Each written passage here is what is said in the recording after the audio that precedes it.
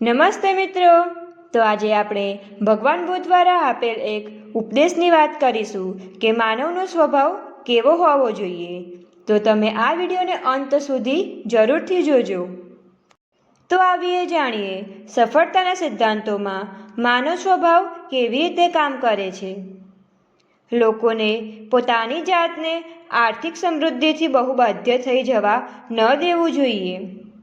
જે લોકો અર્થવ્યવસ્થા સ્થાપે છે તેમણે જળહળતો સ્વભાવ અને ઉત્કૃષ્ટ આત્મા વિકસાવવો જોઈએ। જે લોકો સફળતા મેળવે છે તેઓ ખૂબ જ પ્રભાવ ધરાવે છે અને આથી તેમણે માનવ પ્રકૃતિના ઉચ્ચ સ્વરૂપો વિકસાવવા અને વ્યક્ત કરવા જોઈએ। સફળતાના સિદ્ધાંતોમાં માનવ સ્વભાવના વિકાસ પર વધુ ભાર મૂકવાની જરૂર છે।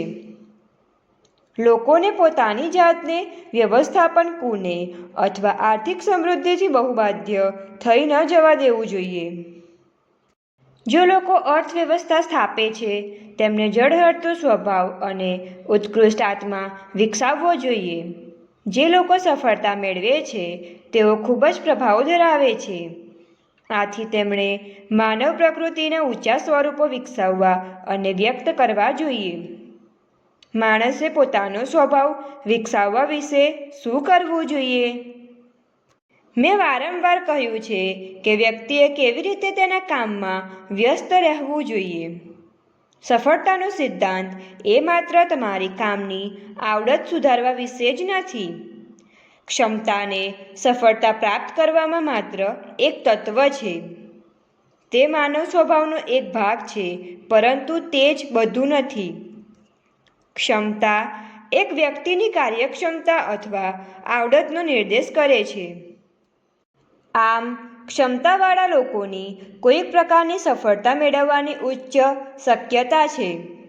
ક્ષમતા પોતે જ પૂરતી નથી તો બીજું શું જરૂરી છે?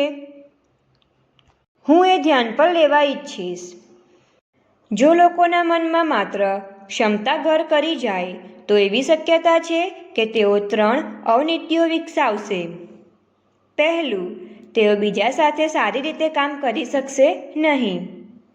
તેનો અર્થ એ કે વધુમાં વધુ સંખ્યામાં લોકો માટે ખુશી ધ્યાનમાં લેવાની લાક્ષણિકતા ક્રમશઃ ઓછી થઈ જશે।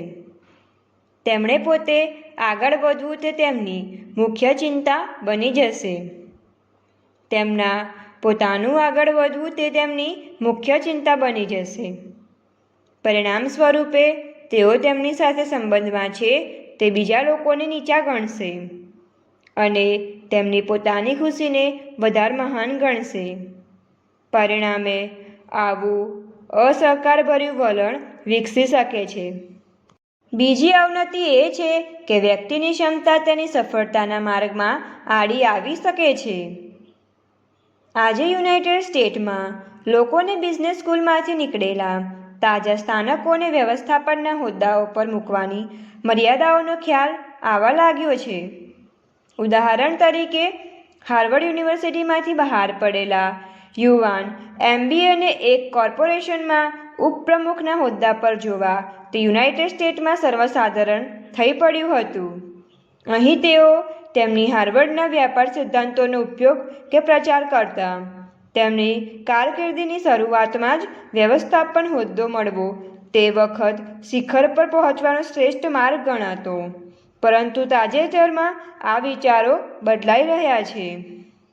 આવું એટલા માટે છે કારણ કે એવું સાબિત થયું છે કે જ્યારે એક વ્યક્તિ જે હજી તેની 20ની ઉંમરમાં જ છે અને જેનો અનુભવ તેને યુનિવર્સિટીમાં અપાયેલ અભ્યાસોમાં જ પડેલો છે, તે પોતાના સિદ્ધાંતોને વાસ્તવિક જગતમાં અમલમાં મૂકવાનો પ્રયાસ કરે છે, આ વસ્તુ પરસ્પરના અંગત સંબંધોમાં ઘર્ષણ ઊભું કરે છે। આ લોકો તેમના શુષ્ક સિદ્ધાંતોને દરેક કોર્પોરેશનના ધંધાકારી રીતે અમલમાં મૂકે છે અને ભલે ક્યારેક તેઓ સફળ થાય તો પણ તેઓ જે જગજાહેર હકીકતને અવગણે છે કે કોર્પોરેશનો એક સંપૂર્ણ સમાજનું પ્રતિનિધિત્વ કરે છે અને દરેક કંપની એક અલગ ગામ જેવી હોય છે। તમારે માત્ર વ્યવસ્થાપનના સિદ્ધાંતો અથવા સફળતા કરતાં વધારેની જરૂર છે. તમારે લોકોના હૃદયના ઊંડાણમાં જોવાની અને માનવ સ્વભાવ વિશે જાણવાની જરૂર છે. માત્ર લોકોની ક્ષમતાઓ પર ધ્યાન કેન્દ્રિત કરવાની ત્રીજી અવનતિ એ છે કે તે અહંકારી લોકો પેદા કરશે. ગર્વિષ્ઠ હોવું તે ખરાબ નથી, પરંતુ જ્યારે તમે ઘમંડી બની જાઓ તો તે આધ્યાત્મિક રીતે જોખમી થઈ શકે. આધુનિક જગતમાં લોકોના ગુમાને, દુષ્ટ તરંગોના વિસ્તરણમાં અને સમાજના અધઃપતનમાં ફાળો આપ્યો છે. દરેક વ્યક્તિ સ્વાભિમાન ધરાવે છે, પરંતુ જ્યારે તેને મુક્ત શાસન મળે છે, તે દરેક પ્રકારના વિખવાદ અને નુકસાન તરફ દોરી જાય છે. ઘમંડ લોકોને તેમના હૃદયની શુદ્ધતા ગુમાવવા તરફ દોરી જાય છે. બીજા શબ્દોમાં, તે એક વાહન પરના રંગ જેવું કાર્ય કરે છે, એટલે કે તે માત્ર બાહ્ય સાજસજ્જા તરીકે કામ કરે છે.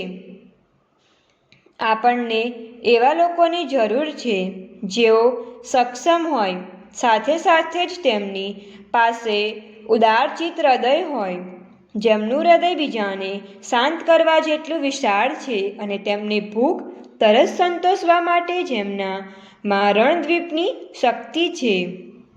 તેવા લોકો. સફળતાની આધુનિક ફિલોસોફીનો હેતુ એ સાબિત કરવાનો હોવો જોઈએ કે આ પ્રકારના લોકોની વિશાળ સંખ્યા આર્થિક સફળતા પ્રાપ્ત કરે. તો તમારે પણ તમારો સ્વભાવ સારો રાખવાનો, જેથી તમારો સંબંધ બીજા સાથે જાળવી રહે. અને આવી જ વિડીયો જોવા માટે અમારી ચેનલને લાઈક, શેર અને સબસ્ક્રાઈબ જરૂરથી કરજો.